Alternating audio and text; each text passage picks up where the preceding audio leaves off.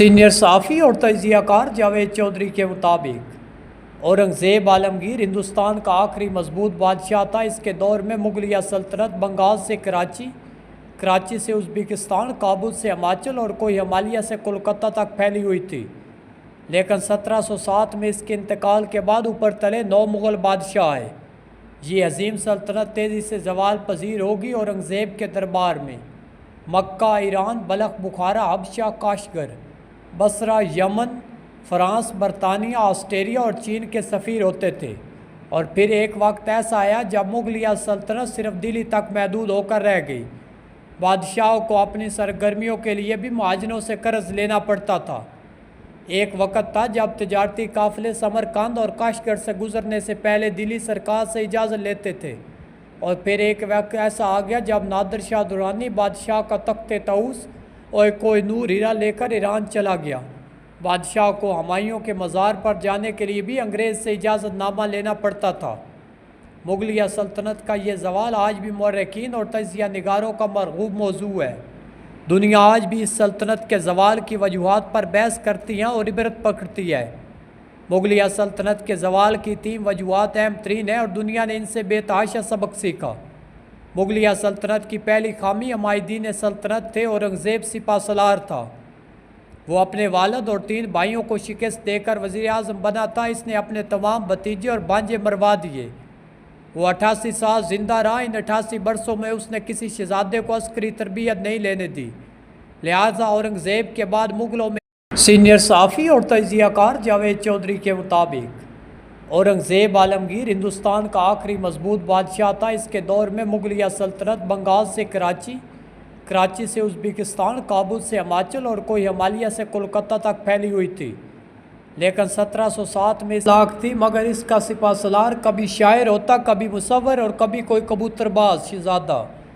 سلطنت کے باقی منصوبوں پر بھی چن چن کر نااہل اور کمزور لوگ تعینات کیے جاتے تھے۔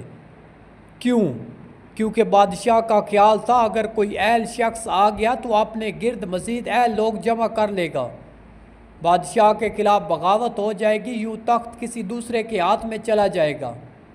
1707 سے 1857 تک ہندوستان کے کسی منصب پر کوئی اہل شخص تعینات نہیں ہوا۔ اس کے نتیجے میں ہندوستان پر ہر سال حملہ بھی ہوا، تباہی بھی آئی۔ سلطنت بھی مختصر ہوتی ہوتی دلی تک رہ گئی۔ اس دوران ایسٹ انڈیا کمپنی نے مغل دربار سے یہ معاہدہ کیا، کوئی مغل بادشاہ عسکری ٹریننگ نہیں دے گا، سلطنت کی حفاظت کی ذمہ داری کمپنی کے پاس ہوگی، یہ ریاست کو بچائے گی، لہٰذا شہزادوں کے پاس صرف 3 شوگر رہ گئے: شاعری، کبوتر بازی اور مجرے۔ یہ ان تینوں شغلوں کے لیے اپنی زمینیں، مال اور باغ رہن رکھتے چلے گئے۔ دوسری وجہ، مغل دنیا کی تبدیلیوں سے بے خبر تھے۔ دنیا میں سائنسی اور صنعتی انقلاب آ چکا تھا، یورپی لوگ امریکہ تک پہنچ گئے، وہ خطہ قدرتی وسائل سے مالا مال تھا۔ امریکہ کی دریافت سے قبل ہندوستان خام مال کی سب سے بڑی منڈی تھا، مگر 1700 تک یہ منڈی امریکہ شفٹ ہو چکی تھی، لہٰذا ہندوستان کی تجارتی حیثیت کم ہو گئی۔ جہاز رانی اور بارود اسلحہ نے بھی برداری اور جنگوں کی نفسیات بدل دی۔ دنیا میں تعلیمی اور تجارتی انقلاب بھی آ چکا تھا۔ صنعتی پیداوار نے زرعی پیداوار کی جگہ لے لی۔ اسکلز اور سروسز کا سیکٹر بھی متعارف ہو گیا، جبکہ ہندوستان کنویں کے مینڈک کی طرح ان تبدیلیوں سے بے خبر تھا۔ ہندوستان میں اس وقت سب سے بڑی انڈسٹری گھوڑوں کی کھریاں اور خواتین کے دوپٹے تھے۔ یہ اس زمانے میں بھی ہاتھیوں اور گھوڑوں پر تلواروں سے لڑتے تھے، گلستان اور بوستان کو ڈگری سمجھتے تھے، اور تیسری اور آخری وجہ باہمی لڑائیاں تھیں۔ ہندوستانی ایک دوسرے سے لڑ رہے تھے، ملک چھوٹی چھوٹی ریاستوں میں تقسیم ہو چکا تھا، یہ ریاستیں ایک دوسرے کے خلاف جہاد کر رہی تھی۔ انگریز سائیڈ پر کھڑا ہو کر ان کے کمزور ہونے کا انتظار کر رہا تھا۔ ان میں سے جو دوسرے کو شکست دے لیتا تھا، انگریزی سے پھینٹا لگا کر فنا کر دیتے تھے۔ لہٰذا 83 لاکھ مربع کلومیٹر پر پھیلا اور 40 کروڑ کی آبادی کا ہندوستان حلوہ بن کر انگریز کے دسترخوان پر پہنچ گیا۔ ہم اگر آج کے پاکستان کو مغلوں کے ہندوستان کے سامنے رکھ کر دیکھیں تو ہمیں دونوں میں بے شمار کامن چیزیں ملیں گی۔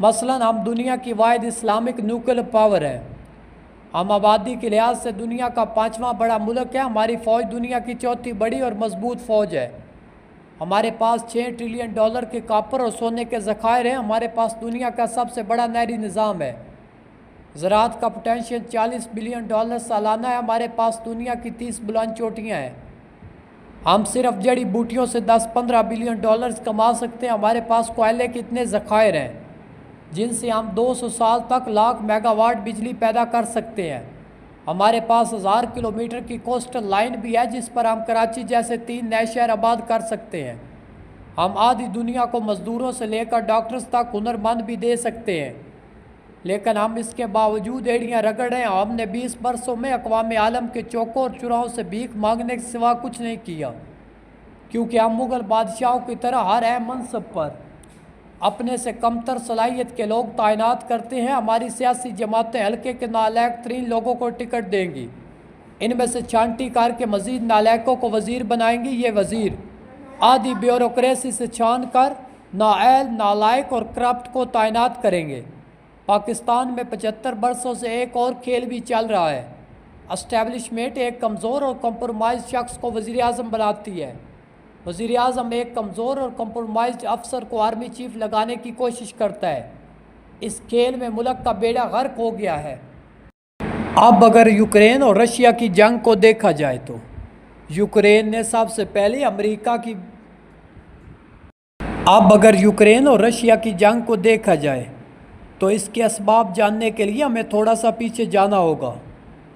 یوکرین امریکہ کو اپنے ملک میں اڈے دینے جا رہا تھا جو کہ روس کی سرحد کے بالکل قریب تھے، جب روس نے یوکرین کو بار بار منع کر دیا لیکن یوکرین اس کے باوجود نہیں رکا، دوسری سائیڈ پر یوکرین رشیا کے ساتھ مذاکرات بھی کر رہا تھا، لیکن جب رشیا نے یہ محسوس کیا کہ یوکرین اب رکنے والا نہیں تو رشیا نے اس پر حملہ کر دیا، جس کے نتیجے میں یہ جنگ شروع ہو گئی۔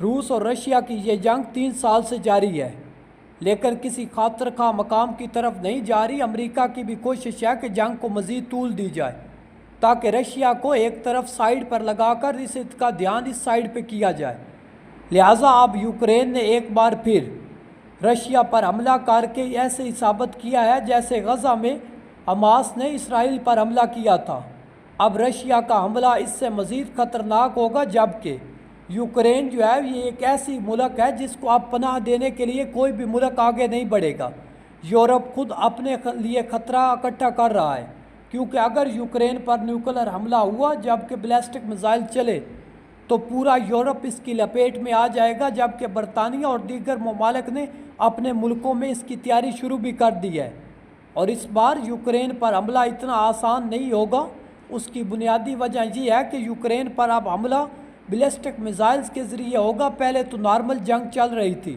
اب جو میزائل کی جنگ چلے گی اس میں خاطر کا نقصان ہوگا۔